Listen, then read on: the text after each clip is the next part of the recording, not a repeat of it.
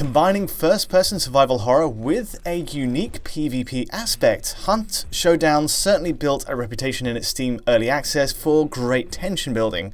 Plus, not to mention, it of course pushes impressive technology too. As covered in our PC analysis by Alex Battaglia, CryEngine 5 is at the game's heart, but today we're taking a look at how the experience has translated to console, and whether all its visual features there jump over intact. And to join me to talk about that is, of course, Alex Battaglia. Hey there, Tom. I'm excited to talk about anything CryEngine, so I'm here.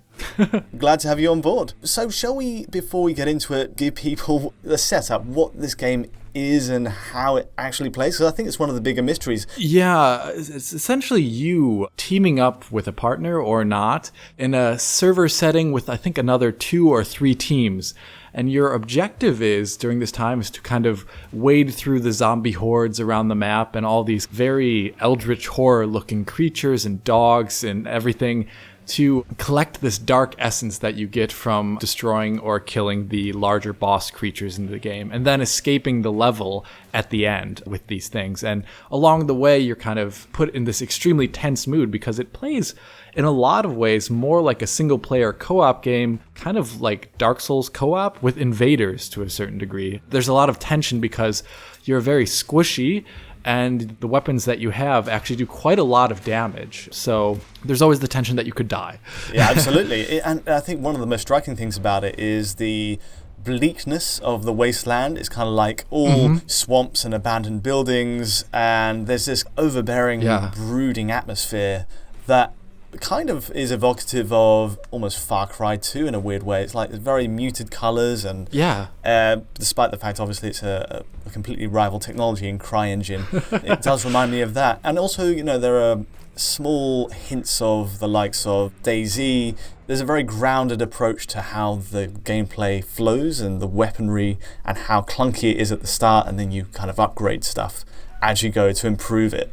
Of course, today we're talking about the rendering technology behind it and what it does and makes it so unique in the face of other CryEngine games this generation. Obviously, we've had so many great examples of the tech being used. Rise, one of the more distinctive ones for me is Homefront: The Revolution. But this game, you covered the PC version already, and there were quite a few visual features there which really set it apart. Yeah, I think a lot of the visual and audio features that set this game apart is kind of stuff that you're used to seeing in a single-player campaign, where there's a dynamic time of day in the game.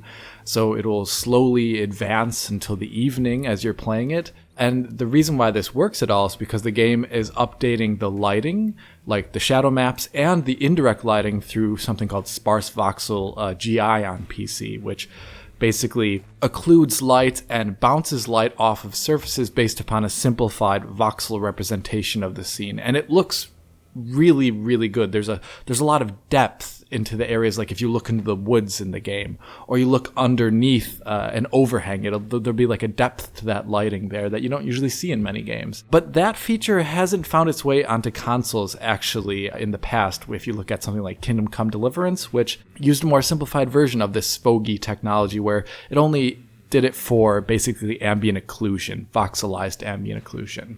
And how does it look on consoles? Does that seem to be the way? Well, one of the things I love about that SVOGI demo is the way it gives kind of ideal conditions to show off that effect. What we have in the main game, realistically though, in practical terms, doesn't really give much scope, I suppose, for the world to show it off. But we can see on, say, Xbox One X, where I suppose in the best case this console would have it, given it's got the highest GPU spec, there's really no sign to my eye that it's made the cut. Now, what we do have on the plus side is the same sort of parallax occlusion mapped effect that we have on PC for gateway points, where you can see sort of dead bodies and rubble and that sort of thing. It isn't universally applicable, I will say. You know, you've got lots of flat stretches across brick walls where you might expect some jutting, but we do have these very defined areas on console and PC alike, which is great to see. Is there anything else that really sets this apart? I think a big thing that sets it apart from a lot of other games is the extensive use of parallax occlusion mapping on the PC version, And of course, like the SSR on the water, which is just like everywhere in the game as you walk through these Louisiana Bayou kind of atmospheres. Yeah, this is it. So the SSR does make the cut, though I've noticed the base Xbox One, for example, seems to have it running at a lower quality. There's more sort of occlusion as you walk around, like certainly around the edges of objects.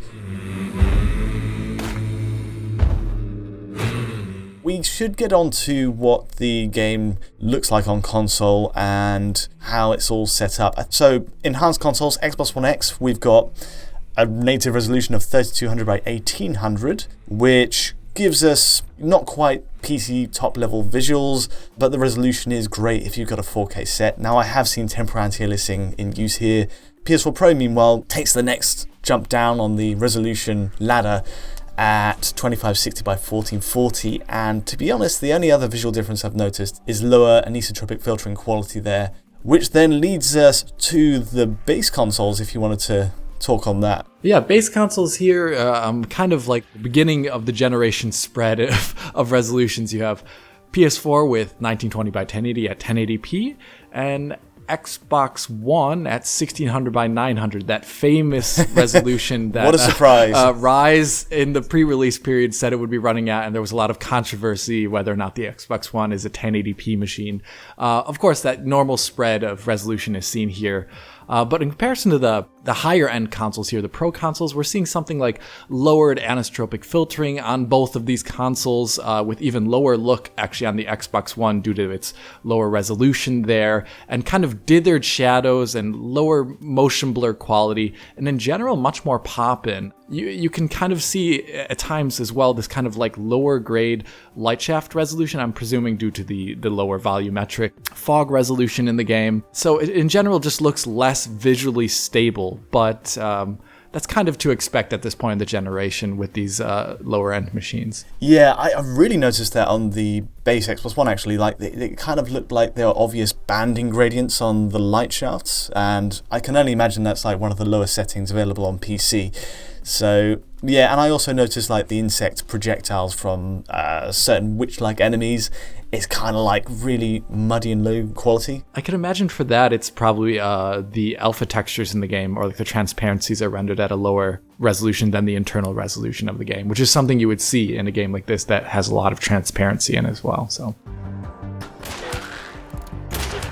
As for the frame rate side of things, the Xbox One X and PS4 Pro versions were my first port of call really, and to be honest, they mostly ran at a solid, locked, fluid 30 FPS with VSync engaged most of the time. Now I say that because there are moments when you switch to the, what's it called, dark sight mode, which introduce occasional one frame duplicates and also a bit of tearing as well, maybe 1 or 2 frames of tearing.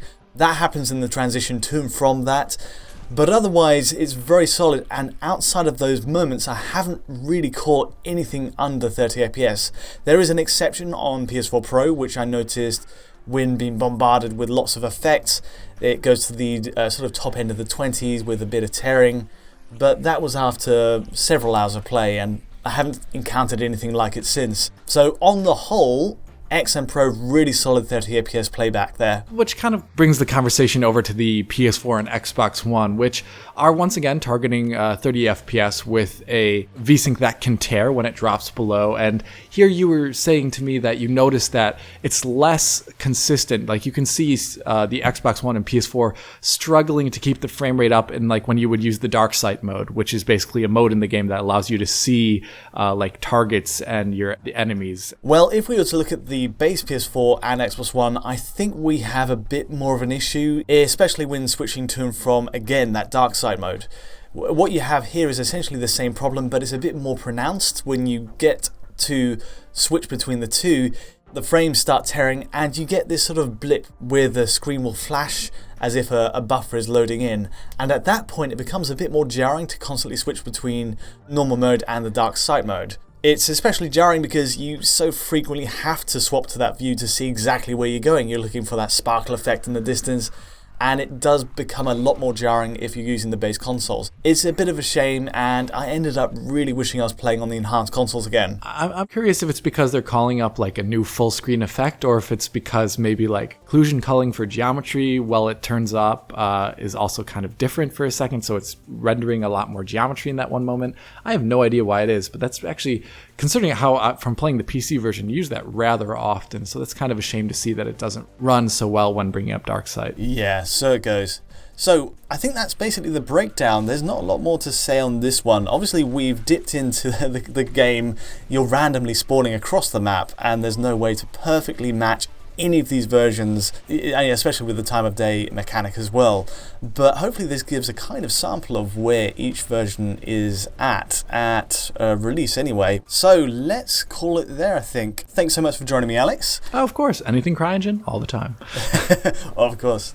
If you did find this analysis useful or insightful in any way, please let us know by liking or subscribing, and don't forget to hit the bell to get notifications as any new video lands. To get a high quality version of this video, check out our Patreon at digitalfoundry.net, and to get in touch with me, Alex, John or Rich, just use Twitter. But from me and Alex for now, thanks for watching.